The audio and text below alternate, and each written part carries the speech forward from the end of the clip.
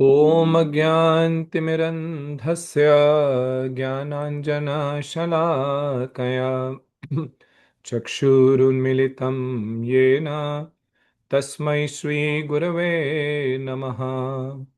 नमो विष्णुपादाय राधिकायै प्रियात्मने श्रीमद्भक्तिवेदान्त नारायण गोस्वामिनिति नामिने। श्रीकृष्ण लीला कथने सुदक्षं औदार्य माधुर्य गुणैशयुक्तं वरं वरेण्यं पुरुषं महान्तं श्रीनारायणं त्वं शिरसा नमामि। त्रिदण्डिनां भक्तशिरोमणिं च श्रीकृष्णपादाब्जधृतये हृदि चैतन्यलीलामृतसारसारं नारायणं त्वं सततं प्रपद्ये। वाञ्छाकल्पतरुभ्यश्च कृपा सिन्धुभ्य एव च पतितानां पावनेभ्यो वैष्णवेभ्यो नमो नमः। नमो महावदन्याय कृष्णप्रेमप्रदायते कृष्णाय कृष्णचैतन्याय नाम्ने गौरत्विषे नमः। हे कृष्ण करुणा सिंधु दीनबंधु जगतपते गोपेश गोपिका कांत राधा कांत नमस्तुते। श्याम सुंदर शिखंड शेखर स्मेरहास मुरली मनोहर राधिका रसिक मां कृपा निधे स्वप्रिया चरण किंकरीं कुरु। तप्त कांचन गौरांगी श्री राधे वृंदावनेश्वरी वृषभानुसुते देवी प्रणमामि हरिप्रिये। तवै वास्मि न जीवामि त्वया विना इति विज्ञाय राधे तन्नय माम चरनन्तिके। भक्त्या विहीनापराधलक्षै क्षिप्ताश्च कामादितरङ्गमध्यै कृपामयि त्वं शरणं प्रपन्ना वृन्दे नमस्ते चरणारविन्दम्। जय श्री कृष्ण चैतन्य प्रभु नित्यानंद श्री अद्वैत गदाधर श्रीवासादि गौर भक्त वृंद। हरे Krishna Krishna Krishna Hare Hare Hare Ram Ram Ram Hare Hare. So first of all, I offer my unlimited obeisances unto the divine lotus feet of my most worshipable spiritual master, His Divine Grace Sril Bhaktivedant Narayan Goswami Maharaj. My unlimited obeisances unto the divine lotus feet of Sachidanand Thakur Sril Bhaktivinod. My humble obeisances unto the divine lotus feet of our Rupanuga Guru Varga, and my respects to all the assembled devotees. So, by the causeless mercy of Sri Sri Guru and Gauranga, we are continuing the study of Jaiva Dharma. We have finished the seventh chapter, which was called Nitya Dharma, or the eternal religion and material existence. Many important points we discussed in the seventh chapter, and we will review them briefly. But let's first get started with the eighth chapter and discuss the background of this chapter. This eighth chapter is called Nitya Dharma and Vyavahar, which in English means the eternal religion and Vaishnav behavior. So, as we follow the Vaishnav religion, how should we interact or behave with people in the world? So, that is the main theme of this chapter, and something very important for the practicing devotees, all the sadhakas to understand. So, in this chapter, The scene is of a forest bordering the southeastern bank of the sacred pond known as Sri Gaura Hrada, where some Vaishnavas were living in a secluded grove. So, Paramhans Das Babaji, Anant Das Babaji, Vaishnav Das Ji, they all were living in Surbhi Kunj in Godrum. So, last several chapters, that's what we have discussed. So now they crossed over to the southeastern bank of this pond, which is known as Gora Hrad. So Hrad means pond, and Gora means refers to Sri Chaitanya Mahaprabhu. So why is this called Gora Hrad? Very beautiful pastime when Sri Chaitanya Mahaprabhu once, along with his associates and some cows, came to this place. And when the cows were about to drink water from this pond, some cowherd boys they came and told Mahaprabhu that please don't let them drink this water. Why? Because this water is very poisonous. And if they drink this water, they will die. So why is this water so poisonous? Because there is a very ferocious crocodile who lives in this pond, and because of that, this whole water is polluted. Hearing this, Mahaprabhu, along with his associates, started doing Sankirtan, loudly chanting very sweetly, Hare Krishna, Krishna Krishna, Hare Hare, Hare Ram, Ram Ram, Hare Hare. And he was dancing. This crocodile, hearing this ecstatic kirtan, slowly came out of the pond and crawled up to Mahaprabhu's lotus feet and touched his lotus feet. The moment he touched Mahaprabhu's lotus feet, he became a Dev Putra, so a baby demigod. And then, praying to Mahaprabhu, he went to the celestial abode. So, who was this boy? In a previous yuga, when Durvasa Rishi was actually taking rest in Kamyavan. So Kamyavan is one of the 12 main forests in Braj Mandal. So Durvasa Rishi was there and sleeping, and Durvasa Rishi has, very long hair. So this boy who was from of demigods, he was in that forest, and out of childish prank, he went and cut some of the locks, the hair locks of Durvasa Rishi. When Durvasa Rishi came to know that, he became very angry and cursed him that you are not fit to be in the family of demigods. So he cursed him to become a crocodile for 4 yugas. Now, when this boy heard this curse, he became very scared and fell at the feet of Durvasa Rishi and asked for forgiveness. So then Durvasa Rishi said, out of compassion, he said, when Chaitanya Mahaprabhu will appear soon in Kali Yuga, and then by touching his lotus feet, you will be delivered from this curse.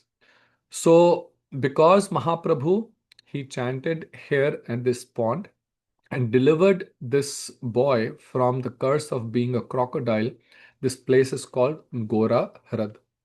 So, near this, on the southeastern bank of this particular pond, there was a beautiful grove where some Vaishnavas were living. So, one day, these Vaishnavas of this place had invited Paramhans Das Babaji and the other Vaishnavas who were living in Godrum to join them for afternoon prasad. After honoring prasad, the Vaishnavas sat together in the grove, and at that time, Lahari Mahashay, he sang a bhajan. So if you remember Lahari Mahashay, we had discussed about him a couple of chapters ago. He was from Shantipur and he had come. He has was actually someone who composed. He was a singer, and then after taking the association of the Vaishnavas, he also became a devotee and he would compose beautiful bhajans. So he had composed a bhajan which all the Vaishnavas were singing. Gaura Katalila Karile Ekhane Advaitadi Bhakta Sange Nachile Avane Range Kaliya दमना संकीर्तने हृदयते प्रभु निस्तारे ले नक्र प्रभु कृष्ण येन Kaliya दमने. So he's singing about this pastime of Chaitanya Mahaprabhu delivering this crocodile. That, oh, think of the many pastimes Gaura performed here. He danced and sported in this forest grove in the company of Advait and other Vaishnavas. Just as Sri Krishna tamed Kaliya Nag, so our Prabhu delivered a crocodile from this pond with his Sankirtan, which became known as Kaliya Daman Sankirtan.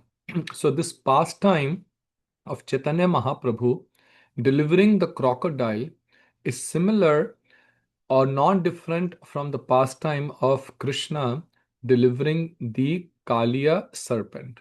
So if you go to Vrindavan in the Parikrama Marg, there's also a place called Kaliya Hrad.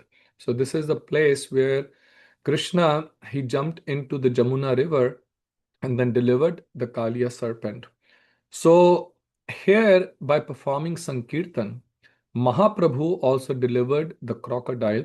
So this Sankirtan is called Kaliya Daman Sankirtan. So when the bhajan was over, the Vaishnavas began to discuss the similarity between Gaur Leela and Krishna Leela. So see how the Vaishnavas, they interact with each other.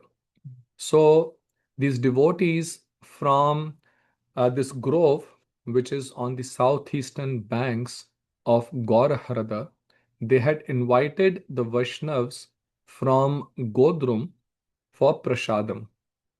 And now after prasadam, they sang bhajans, and then they started discussing about the similarities between the pastimes of Sri Chaitanya Mahaprabhu and Krishna.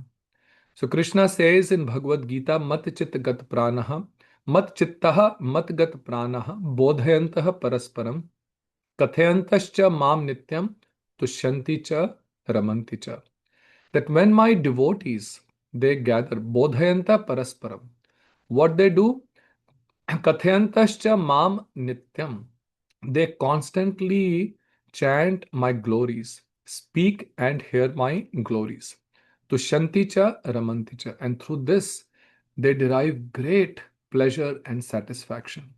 So that is the business of the devotees. When they sit together, they don't talk about mundane subject matters, about what's going on in politics or the stock market or in our social circles. That's typically the subject matter of discussion for most of the people, right? That's most people talk about economy, politics, sports, but when the devotees get together, they only discuss about Krishna.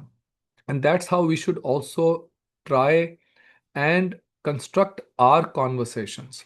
So we don't start discussing any mundane subject matter or get into any type of criticism. We should try and take up some topic of the Krishna Leela, Gaur Leela, some topic from our scriptures, and then discuss among ourselves. Sri Rupa Goswami also in Upadeshamrit says, he explains how the devotees, they interact with each other. So he says in Upadeshamrit, how that verse goes, Dadati prati grihanati guhyam akhyati prichati. So Dadati prati grihanati, they exchange gifts. Guhyam akhyati prichati. So they ask each other some questions and then explain about those subject matter. And bhunkte bhojayate, offer food and accept the prasadam that offered by the other devotees. So like this, Shadvit Preeti Lakshanam, this is how 6 ways that the devotees, they express love and gratitude and affection for each other. So now they are sitting and they're talking about the similarity between Gaur Leela and Krishna Leela. So, what they must have been discussing, that how Chaitanya Mahaprabhu's pastimes are non-different from the pastimes of Shri Krishna. So, there are three specific beautiful considerations in this regard, which as Gaudiya Vaishnavas we should also understand. So, the first point to understand is that Chaitanya Mahaprabhu is non-different from Krishna. No difference at all. What does that mean? Now the question may be, well, the other incarnations are also there of Krishna. Are they non-different? So when we talk of Sri Ram, Nrisingaha, Varaha, Kurma, all of those are expansions or incarnations of the Lord. There are many, many different incarnations, many expansions, but they are not Swayam Bhagwan. They don't have exactly all the qualities of Krishna. In some less proportion, the all the rasas of Krishna are manifested in them. So therefore, they are not Swayam Bhagwan, Krishna himself.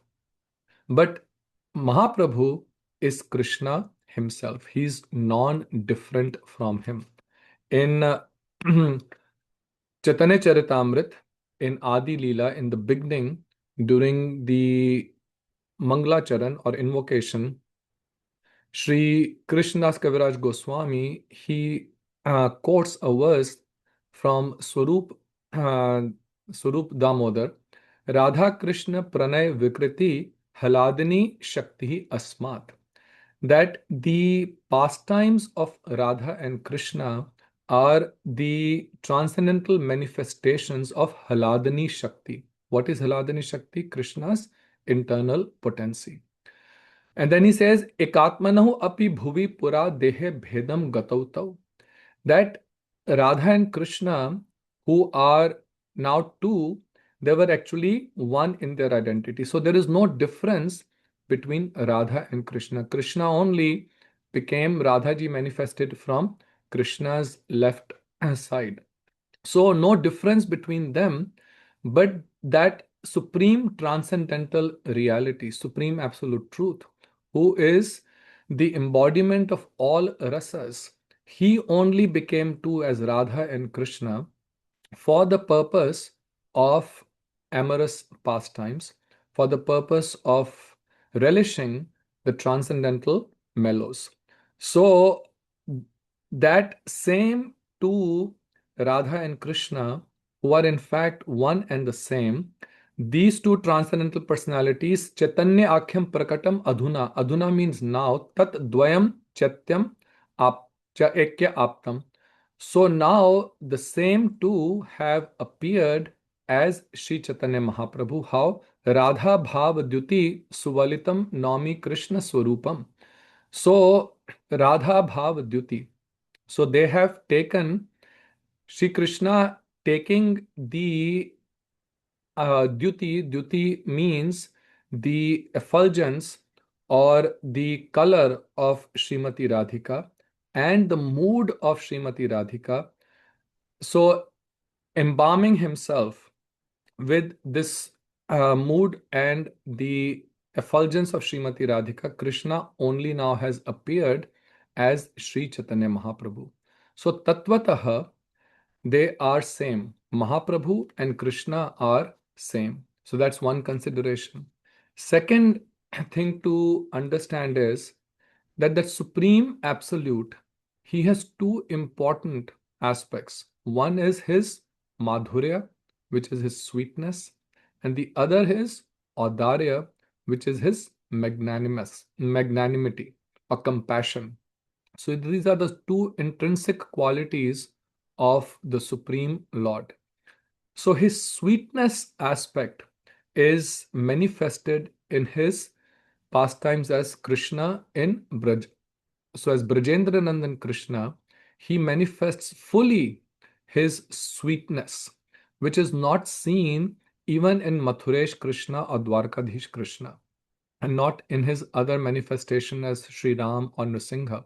There is some sweetness, but not the complete manifestation of his Madhurya. So, in his interactions with the Brajbasis, with Mother Yashoda, with his cowherd friends, then with gopis, and especially with Srimati Radhika, full manifestation of his sweetness. But this sweetness or this interaction of sweet pastimes is limited to only the residents of Vrindavan, only to those associates. But how will the people in this world also have access to this mood, this sweetness?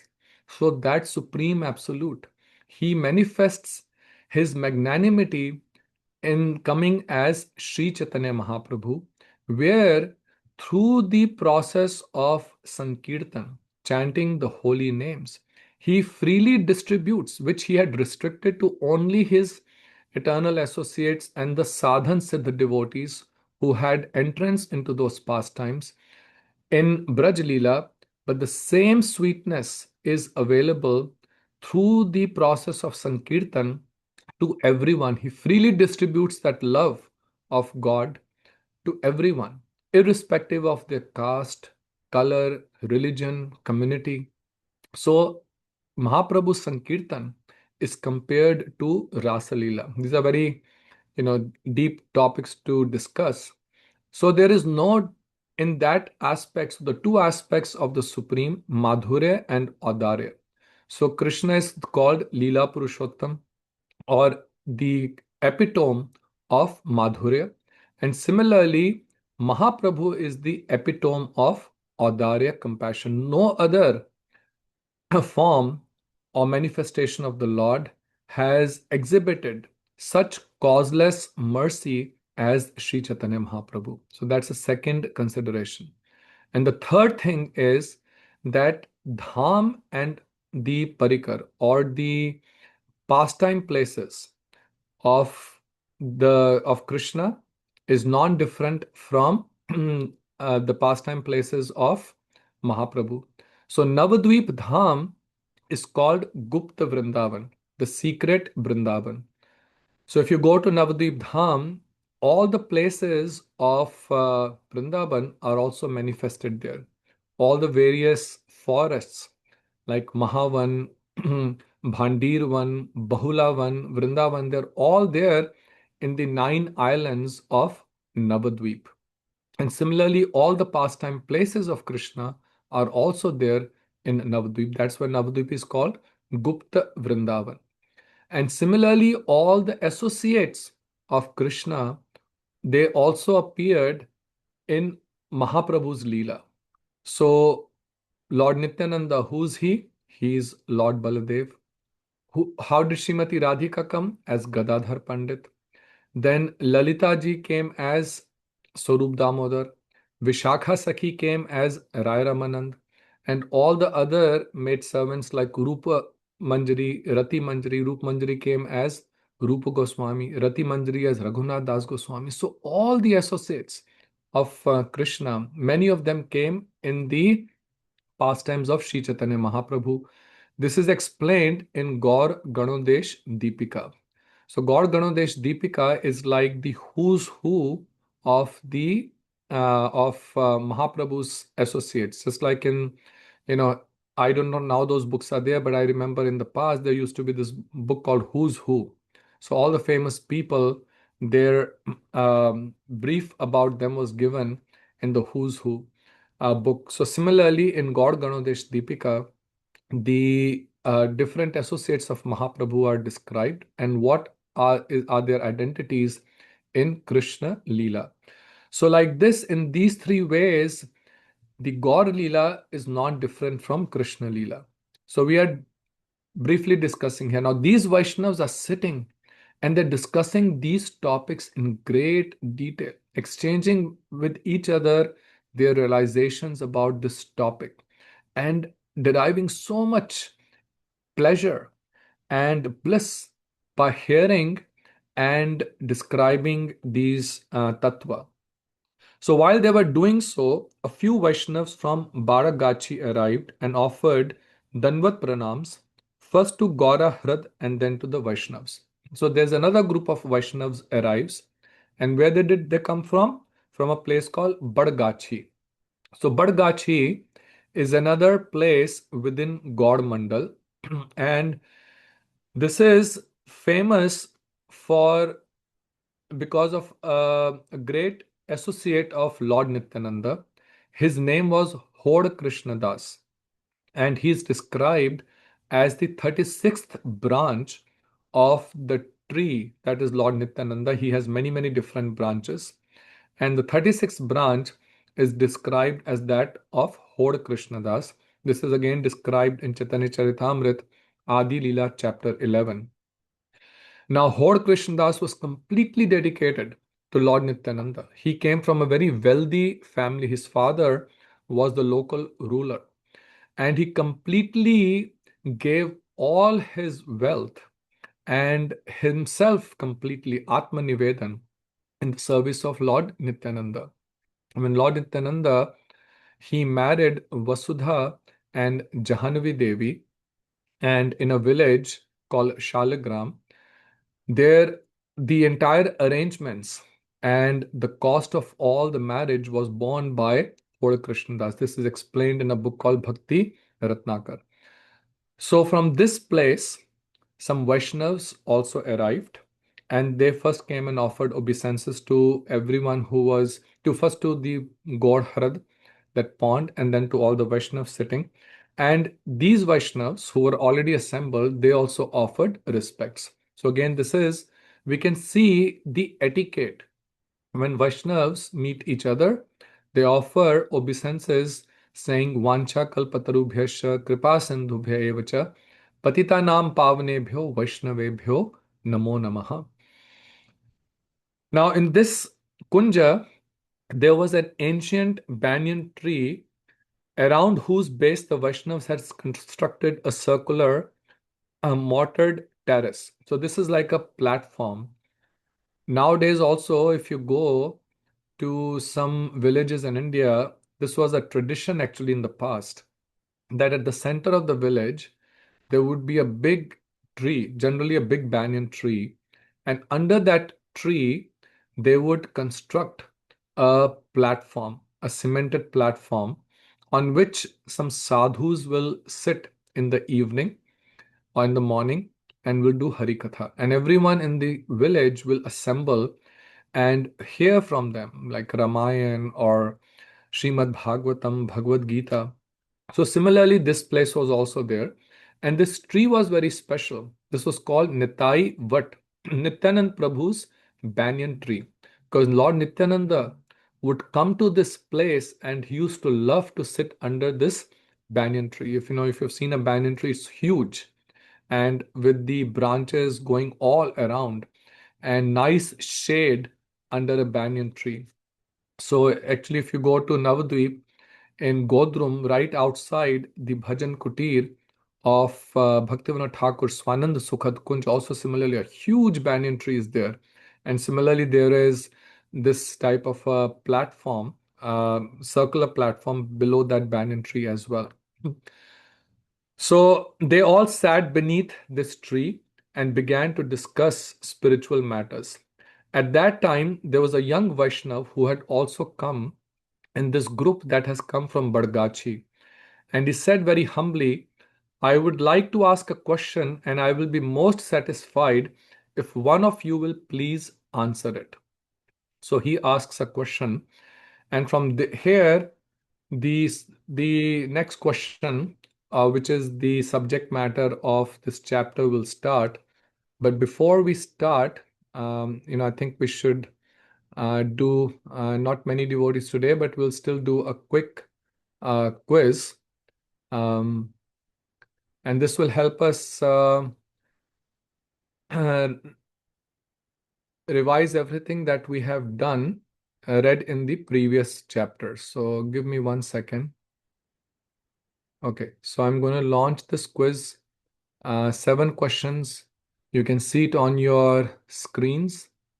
So please take a few moments to try and answer as many questions you can, and then we'll quickly review the answers and then continue.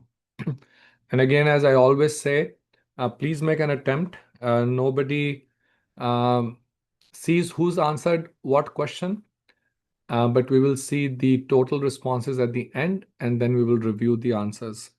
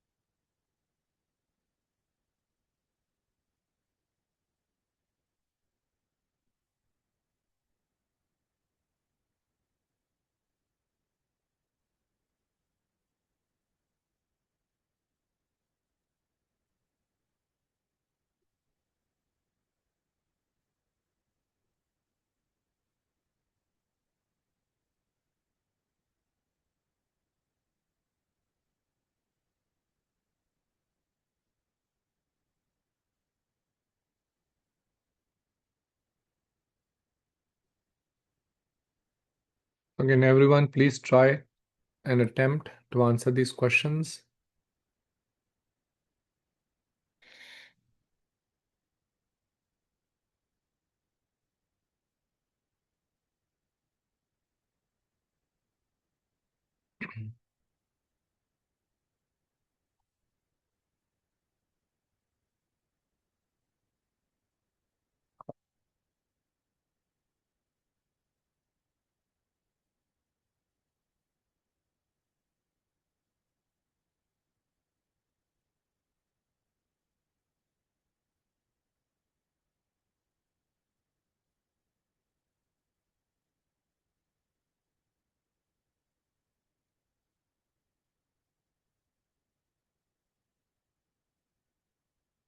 And let's take a couple more minutes.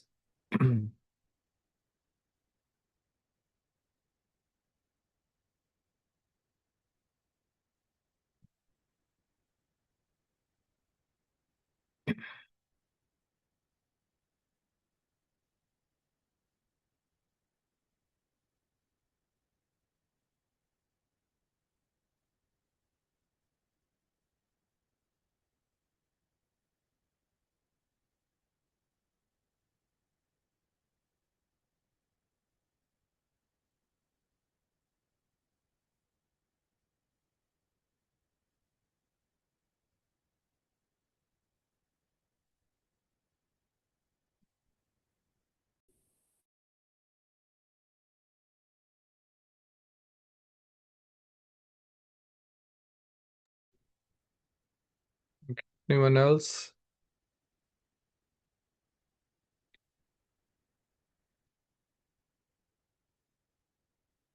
Okay.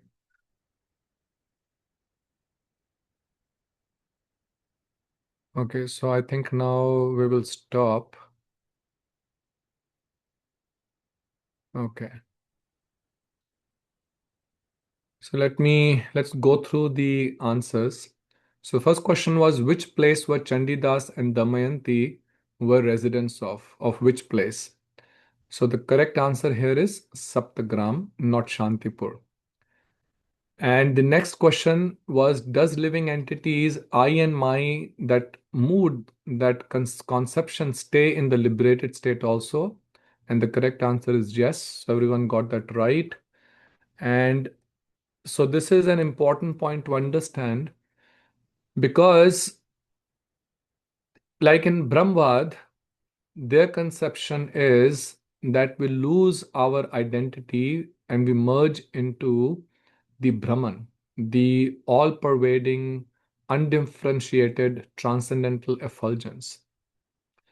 But that is not the correct understanding because when so so that is not the correct understanding of the soul's final state, because that merging into Brahman is not the natural state of the Jiva, he ultimately also falls from that place into the material world.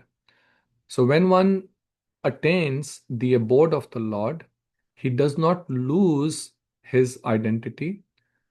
The only thing is that instead of the false identity, the false ego that we have in the material world, now we have the correct ego, being that I am the eternal servant of Krishna. And that false idea of mine, which we have because of identifying various things and relationships with our physical body, in the spiritual world, that idea translates to Krishna is mine. So, in whichever relationship, as a servant or as a friend or as a maid servant, whatever mood one has, one's constitutional position, that mood is there. And that different service, those sevas are mine. So, those mood is the correct understanding of I and mine. So, that I and mine stays in the liberated state as well. Then the next question is the material world false? So this also you got it right. The material world is not false. The Brahmvadi says the material world is false, but that is incorrect. The material world is not false because this is manifested from Krishna's external energy, Bahiranga Shakti. Krishna is true, his energies are true, the manifestations of those energies are true. But the point is that the material world is temporary. And our identifying with the material body and the material things, assuming or thinking that these will exist forever, that conception is false, but not the material world itself. So, and the next question was, which of the following is not an inappropriate endeavor? So the correct answer is associating with Vaishnava devotees.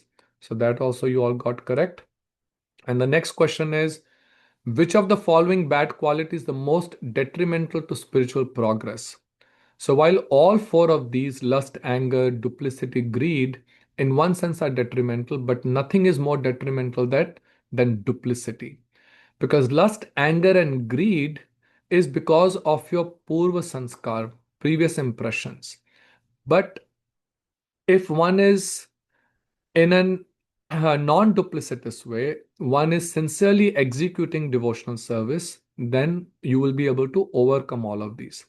But duplicity, you are being consciously duplicitous, outside faking yourself to be something that you not really are. So you may fake yourself to be as a nice devotee, but internally you are not at that level. So that duplicity is the most detrimental to spiritual progress. And then the sixth question was, which of the following should not be involved, one should not be involved in after entering the renounced order?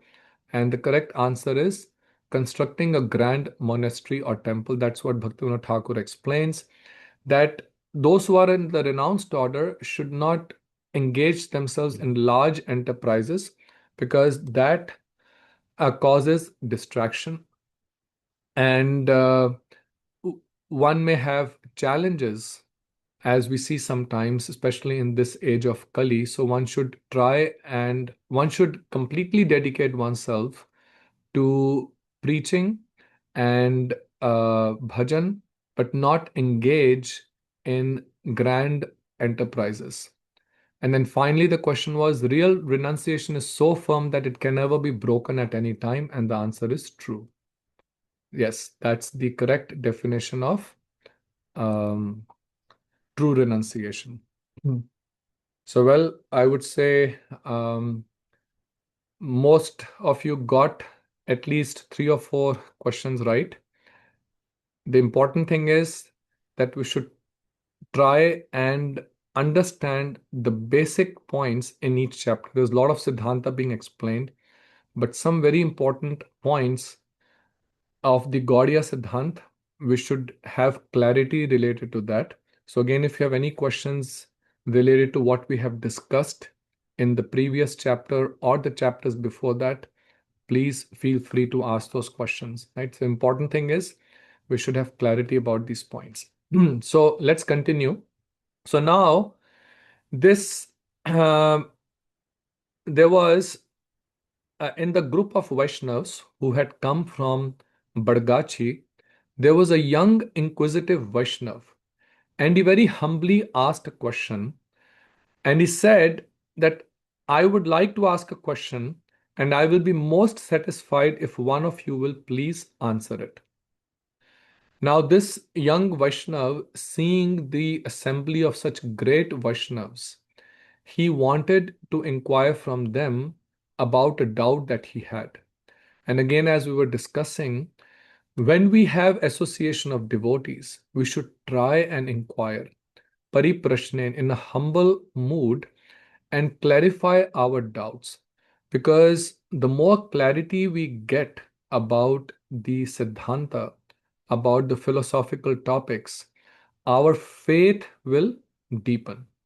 So, and we have seen, especially about Shamarani Didi and some other devotees I've seen with Gurudev, anytime would get an opportunity, would always be ready with questions because so much inquisitiveness, so much, passion, I would say, to understand each and every aspect of the philosophy with great clarity, then we are bound to have questions. So then, hearing this, Haridas Babaji, who was a resident of that Kunja, and he was a very wise and learned scholar, he was 100 years old. He had personally seen, he had had darshan of Lord Nityananda. So he's 100 years old, he had had darshan of Lord Nityananda. That means this whole pastime that is being described, the storyline in Jaiva Dharam, this happened, let's say, about 50 to 75 years after the disappearance of Shri Chaitanya Mahaprabhu and Nityanand Prabhu. So this Babaji, Haridas Babaji, had seen Nityanand Prabhu under that banyan tree. And his own heart's desire was that when I leave this world, I should leave under this banyan tree. So having such desire, Krishna certainly fulfills. So when, as we also do our bhajan, and we don't desire anything else, Anya Bhilashita Shunyam. But having this desire that, oh Lord, when I give up this body, let me have your remembrance. Let me be chanting your holy name. Let me be surrounded by the devotees. Let me remember my Gurudev. Let me be in holy dham. Having these kind of desires is actually very nice. And Krishna will certainly fulfill if one has such deep, intense desire that I should leave my body, remembering you and being surrounded by devotees in a holy place. So he also had a similar desire that I should depart from this world at this very spot. So when he heard these words from this young Vaishnav, he said, "Oh, my son, while Paramhans Das Babaji's entourage is sitting here, you need have no anxiety about receiving a reply to your question." Meaning that when you are in the assembly of such exalted Vaishnavas, you will certainly receive an appropriate response to your questions. So then he asks this question, which is the main topic of this chapter. The question he asked very humbly: I understand that Vaishnav Dharma is eternal religion, and I would like to know in detail how one who has taken shelter of Vaishnav Dharma should behave with others. Very important point. So those who have taken the shelter of Vaishnav Dharma, who have come to this path, taken Vaishnav initiation, how should they behave with others? So, having heard this question, Haridas Babaji, he requested Vaishnav Das ji to respond to this question, saying that you have received the association of Saraswati Goswami as well as Paramhans Das Babaji. So, you are an appropriate, you have heard from such great scholars both, and then you have also applied yourself. He had spent so much time to understand the Vaishnava Siddhanta. So he requested him to speak. But then Vaishnav Das Babaji, seeing that Haridas Babaji is the senior most in that assembly, requested that you have had darshan of Lord Nityananda himself. And also, by your mercy, you have enabled countless people to enter the spiritual path. By your instructions, so many have been inspired to take to Vaishnav Dharam. So I would deem it a great mercy if you will instruct us today. So hearing this, all the Vaishnavas said, Sadhu, Sadhu. Yes, yes, yes. They all supported this a statement from Vaishnav Das ji that Haridas Babaji should answer this question. So then Haridas Babaji said, okay, he finally relented. And then offering Danbat pranams to Sri Nityanand Prabhu at the foot of the banyan tree, he began to speak. So now Babaji, Haridas Babaji speaks. He says, I offer pranam to all the jivas of this world, considering them to be the servants of Krishna. See his vision. He is an Uttam Bhagwat that can be seen by this statement of his. We offer pranams to our Guru Varga, to our Guru Parampara, to the assembled devotees. What is he saying? He's saying, I offer my pranams, obeisances to all the living entities in the world. Why? Because all of them are servants of Krishna. This is a vision of the highest class of a Vaishnav called Uttam Mahabhagwat. They see everyone as Nitya Krishna Das, and therefore they don't see anyone as being bound in the material world. Now, because they're seeing, we don't see our true identity, but an Uttam Mahabhagwat sees what is our soul's true swarupa, true form. So Uttam Mahabhagwat actually comes down to the level of a Madhyam Adhikari for the purpose of preaching, because at their very elevated stage they cannot preach because they're seeing everyone as the servant of Krishna. So then he says that everyone is a servant of Sri Krishna, although some accept it and some do not. Although everyone is by nature a servant of Sri Krishna, due to ignorance or illusion, some souls do not accept this. So he says this is an absolute truth that each and every living entity is an eternal servant of Shri Krishna. Jivara Swarup hai Krishner Nityadas. This is in the constitution of the Jiva and cannot be separated from the living entity. Just like we discussed in the first chapter, the liquidity cannot be separated from the water. So when an object is constituted, its nature, its intrinsic nature is part of that constitution. So whether one accepts or not accepts, like most people do not accept, but that does not change the truth. So he says many people out of ignorance or illusion do not accept that I am a servant of Krishna, and they are one group. Then there is another group which accepts their natural identity as servants of Sri Krishna. Consequently, there are two kinds of people in this world. Those who are diverted from Krishna, they are called Krishna Bahirmukh, and those who are attentive to Krishna, they are called Krishna Unmukh. So there are two types of people. Those who have no understanding of Krishna, they do not accept that we are his eternal servants. And those who accept that I am eternal servant of Krishna, who have this knowledge. A very important point here to understand, because this will become evident as he explains this point further.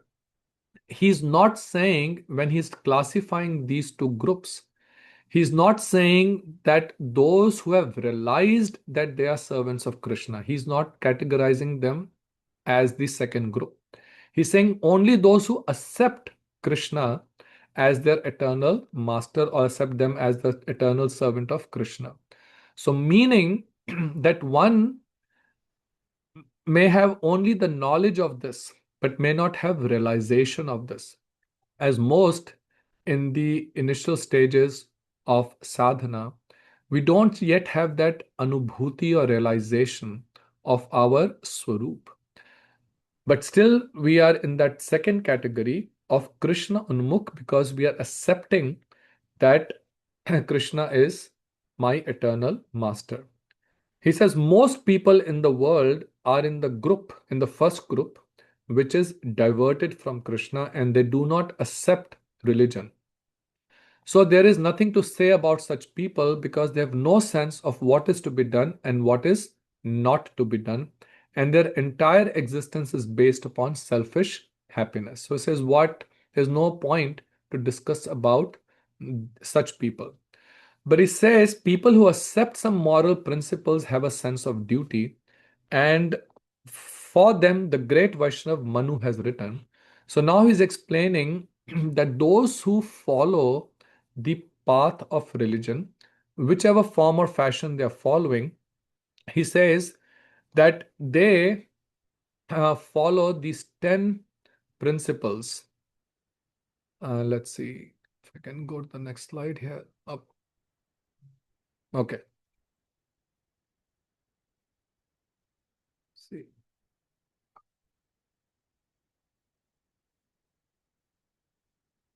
So he quotes from Manu Smriti. Can you see the shloka? No, not this one. Okay, let's do this.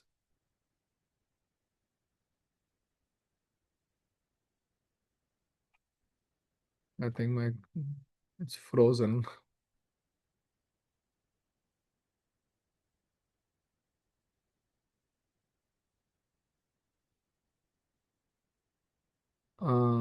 Okay, this one.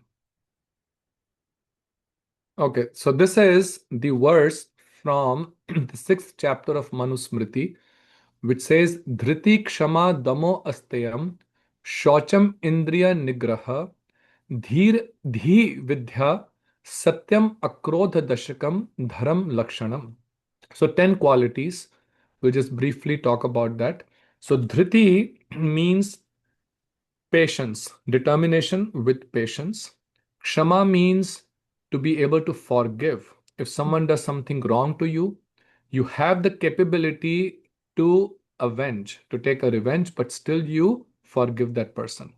Damaha means control of the mind. Even when a situation appears something that will cause disturbance to the mind, such a situation happens, but you are able to control the mind, that is called Dhamma. Asteyam means as which abstinence from theft, to not steal anything. Shocham means cleanliness, both internal and external. Indriya Nigraha means control of the senses. Dhi means intelligence.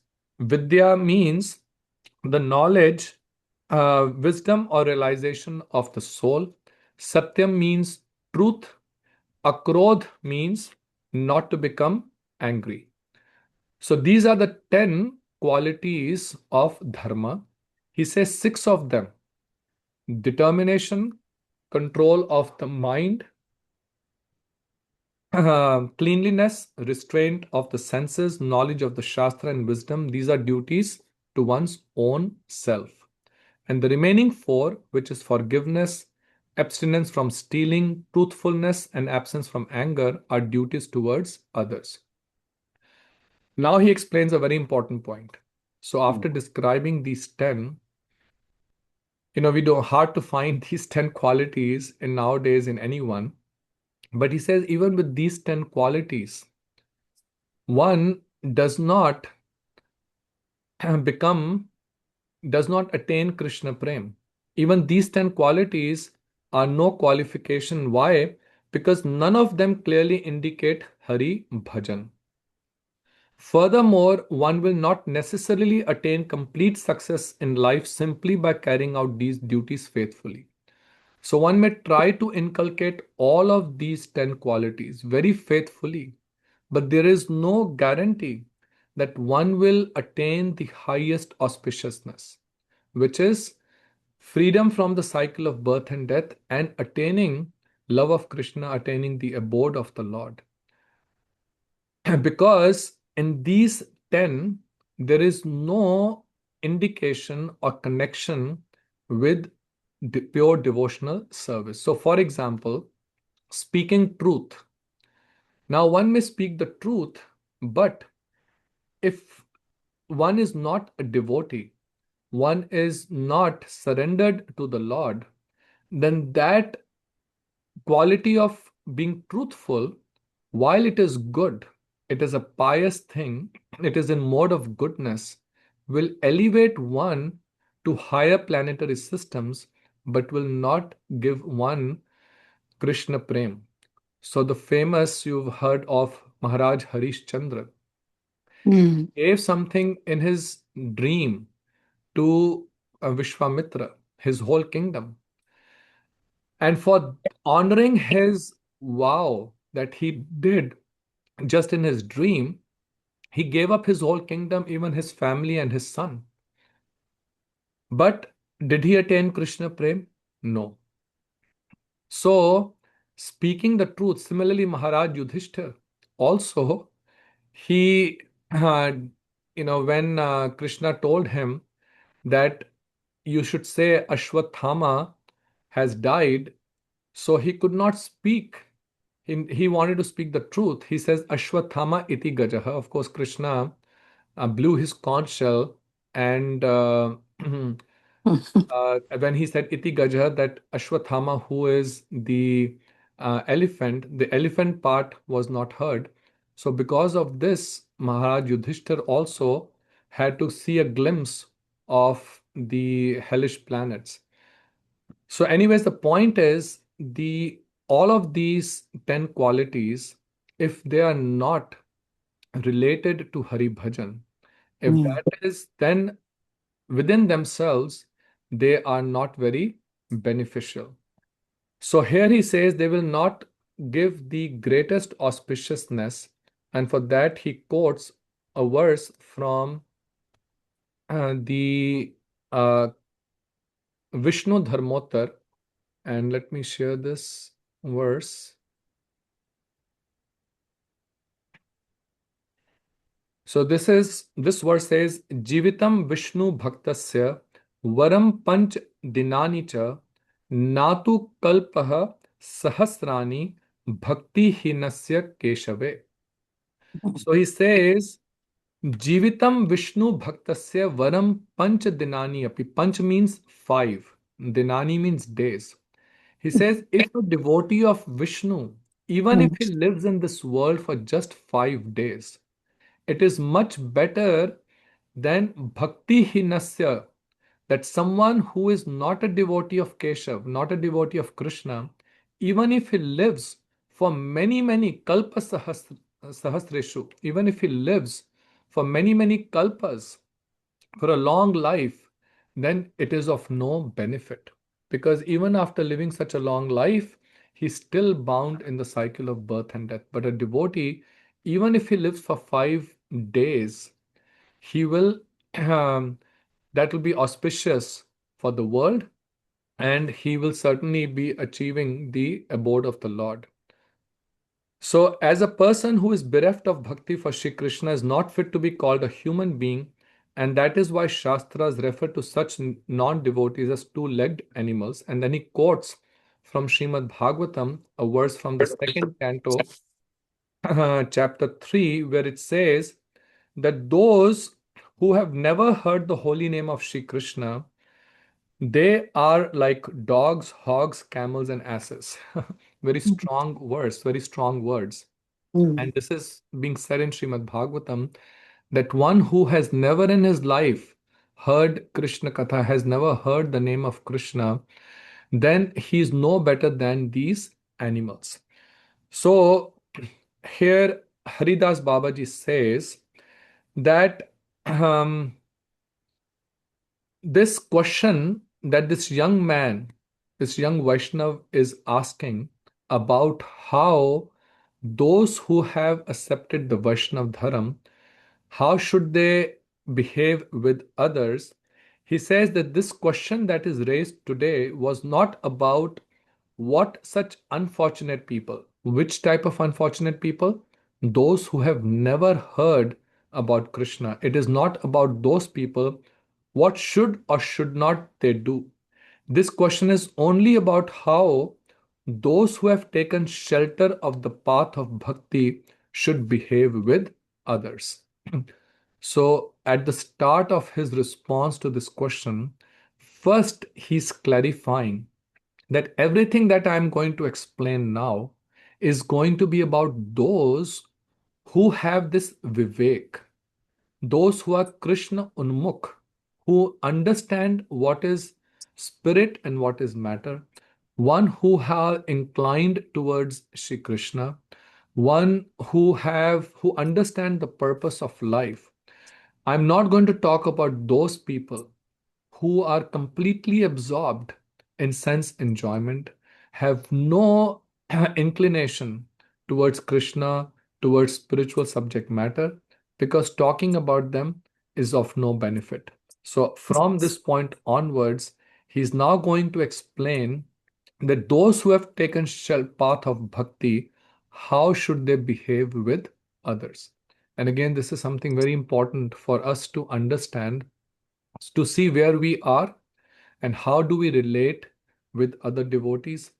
And this will also help us understand the behavior of others, right? And therefore, we will not get disturbed when at times we see the behavior of others. And this is what we'll start discussing next time. So it's going to be a very important class. Next time, we will discuss this in great detail as Haridas Babaji starts explaining about the different categories of devotees and how and why they behave with others the way they behave. Okay? So we'll continue that next time. I'll stop here. Vancha kalpatarubhyascha kripa sindhubhyev cha patitanam pavanebhyo vaishnavebhyo namo namaha. So let us see if anyone has any questions or comments.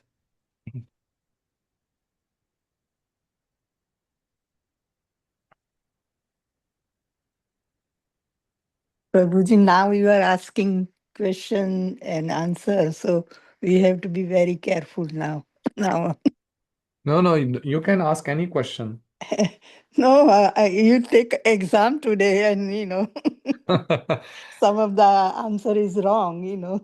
And that's fine. That is perfectly fine. See, it's no one thing we should never be shy of or be scared of giving a wrong answer, right? That's true. Because Yeah, the point here is not to, pass or fail anyone. The point here is just to see how much we have understood. yeah, Because yeah. That's sometimes we keep hearing, but because we don't have any formal tests, right? So what mm, happens is we are not able to grasp the subject matter. So yeah. by That's having true. sometimes these kind of questions, it helps us understand the subject matter more clearly. That's true. Jai Yeah. Dharma is very, very nice book. And Yeah. it's really nice to know that we learned with Babu and Vimla Didi and me and Prabhuji, four people long time ago, but I forgot now. And Mhm. so it's a revision again. Yeah. Yeah. We used to study regularly from Jaiva Dharma in 97 when we Yeah. started our Sangha here in Houston. Uh-huh. So that time, when we used to meet regularly, we had a small group. So that time we actually used to read from Jaiv Dharam only, Yeah. uh, many years ago. But yes, it's very, very It's a beautiful. base for spirituality, to know all the rules. Yeah. Yeah. Thank you, Prabhuji. Yeah. Anyone has any questions?